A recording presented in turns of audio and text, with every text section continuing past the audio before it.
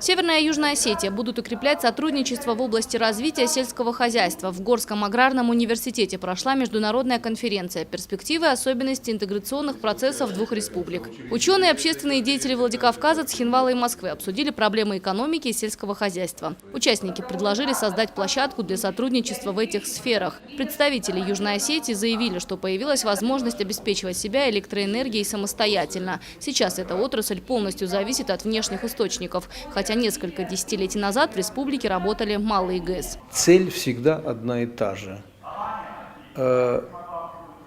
Научная разработка сложных интеграционных вопросов с тем, чтобы помочь тем, кто готовит и принимает решения, управленческие решения в этой сфере. У нас огромный потенциал в разных направлениях науки, экономики, сельского хозяйства, политологии, филологии и так далее.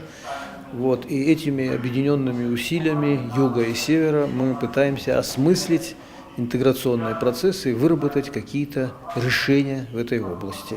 Участники круглого стола решили сформировать совместные социальные, научные и культурные проекты, проводить конференции и экспедиции. Особое внимание обратили на восстановление горнодобывающей промышленности в Южной Осетии. Здесь же развитие энергетики и транспортно-логистической сферы двух республик. Елена Черенкова, Марина Аркаева, Заур Цеов, Осетия ТВ.